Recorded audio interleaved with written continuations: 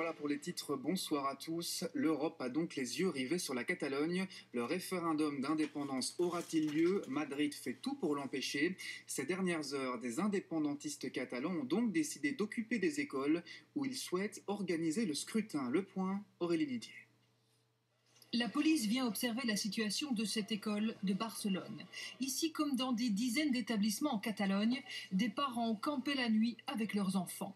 Ils occupent les lieux afin de les maintenir ouverts pour qu'ils servent de bureau de vote ce dimanche. L'école et les parents pensent qu'il y a des droits qui doivent être respectés, des droits internationaux, et nous voulons faire quelque chose pour aider à cela. Les parents jouent sur leur droit à organiser des activités extrascolaires. Ils affirment que ce n'est pas interdit par la Cour constitutionnelle. Mais la police a reçu l'ordre d'évacuer et de fermer les bureaux de vote dimanche matin avant 6 heures.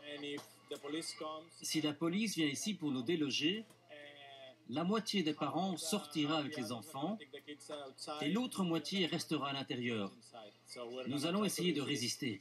Ces occupations pourraient dégénérer en affrontement avec la présence d'enfants. La journée de demain sera-t-elle violente? C'est toute la question. Hier soir, pour son dernier meeting, le président de la Catalogne s'est directement adressé à la police.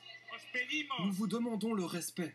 Nous vous demandons que dimanche, quand vous devrez évacuer les bureaux de vote, vous aurez la dignité de penser à vos enfants et à vos mères.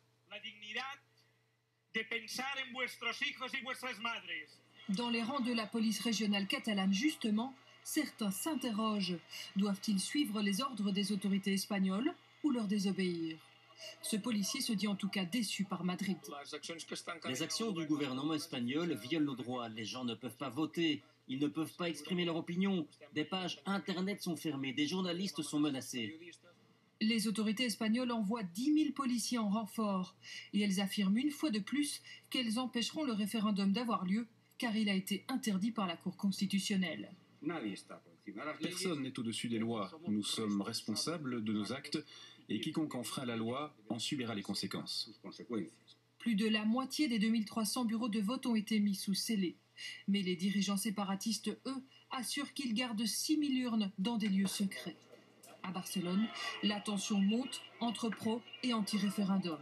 Et dans plusieurs villes en Espagne, Madrid, Léon, Tolède et plusieurs régions, des milliers d'Espagnols manifestent leur volonté de garder une Espagne unie. Et je vous propose de découvrir le reportage de nos équipes sur place. Vous allez le voir, la Catalogne est en fait beaucoup plus divisée qu'il n'y paraît. Il y a les opposants, il y a aussi les partisans. Voici le reportage de nos envoyés spéciaux sur place en Catalogne. Ils sont encore des milliers dans la rue. Ce jour-là, à Barcelone, les étudiants se mobilisent. Dans la foule, les couleurs de la Catalogne et celles du mouvement indépendantiste sont partout. Un seul message, nous voulons l'indépendance. Depuis que les autorités espagnoles ont interdit la tenue du référendum, Javi et Rohan sont plus déterminés que jamais pour aller voter dimanche. Nous sommes ici parce qu'ils ne nous laissent pas voter, parce qu'ils ne nous laissent pas nous exprimer, parce qu'ils nous enlèvent des droits humains de décider. Nous vivons dans une démocratie et elle ne nous laisse pas voter. Ils assurent être là d'abord pour défendre une forme de liberté d'expression. Il y a des gens comme lui qui se sentent catalans et qui se sentent espagnols. L'indépendance n'a rien à voir avec le droit de décider. Je peux décider que non ou je peux décider que oui. Il y a des gens ici qui veulent le non, mais ils veulent exprimer leur avis.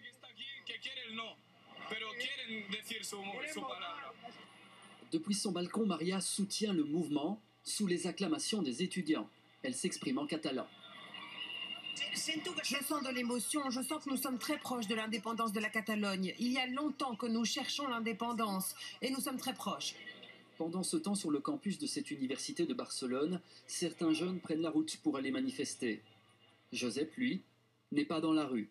Cet étudiant en droit milite pour une association qui se positionne contre la tenue du référendum. Pour lui, le processus est illégal et le concept d'autodétermination illégitime. Mais il estime qu'il est difficile d'exprimer cette vision des choses sans risquer d'être pointé du doigt. Je crois que les non-indépendantistes sont majoritaires en Catalogne. Ce qui se passe, c'est que c'est une voix silencieuse. Et c'est aussi une voix étouffée. À la fin, ça génère une sensation d'homogénéité.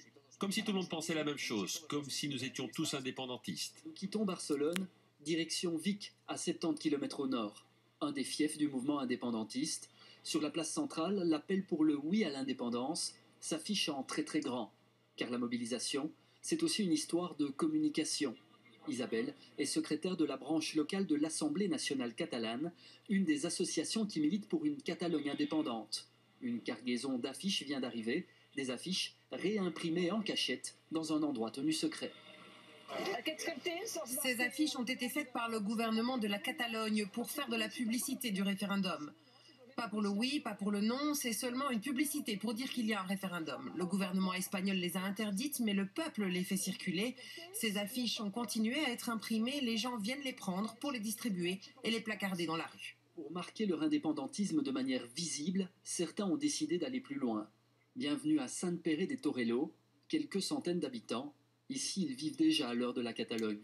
En 2012, le maire a été le premier à décider que sa municipalité serait un territoire catalan libre. En clair, il a pris des mesures pour marquer sa distance avec l'État espagnol.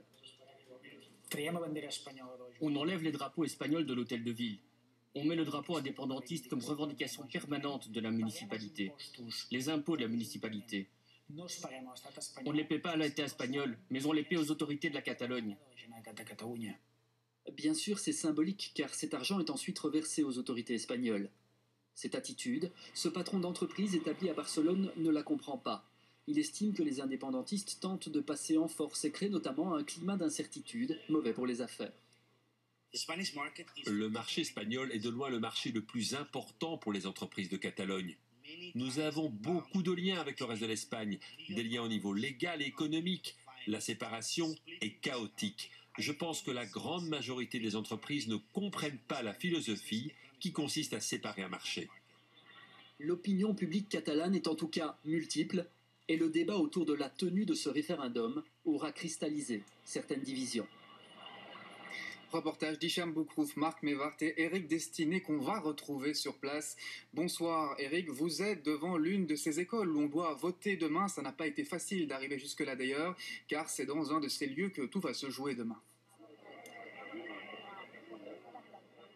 Exactement Laurent, bonsoir. Vous êtes ici au cœur de Barcelone et pour arriver effectivement c'était assez difficile parce qu'il y a des rassemblements qui commencent à se mettre en place spontanément un peu partout en ville et aussi des rassemblements pro-gouvernement espagnol. Des gens se réunissent et brandissent des drapeaux espagnols. Mais ici, ce sont les partisans du référendum qui se réunissent dans cette école. Vous le voyez, elle est ouverte et elle est pleine de gens d'un peu tous les horizons. Ils viennent pourquoi ? Eh bien en fait pour occuper les lieux, pour faire en sorte que cette école soit vivante toute la nuit et pour qu'elle le soit encore demain matin au moment où les bureaux de vote ouvriront leurs portes. Normalement, ce sera aux alentours de 9h du matin. Suivez-moi, regardez. En fait, le symbole vraiment de cette mobilisation, c'est ce tableau. Ce tableau, il reprend toute une série d'activités heure en heure jusqu'à 5h30 du matin. C'est-à-dire que ici, on n'estime pas qu'on est en train de faire une occupation, on estime qu'on a organisé ce qu'on appelle les activités d'automne. Donc voilà, vous l'aurez compris, c'est hautement symbolique. Le but est que cette porte reste ouverte toute la nuit et que personne, par exemple les forces de police, ne viennent empêcher qui que ce soit d'entrer ici. Merci beaucoup Eric et on vous retrouvera évidemment demain pour voir comment se déroule ce référendum.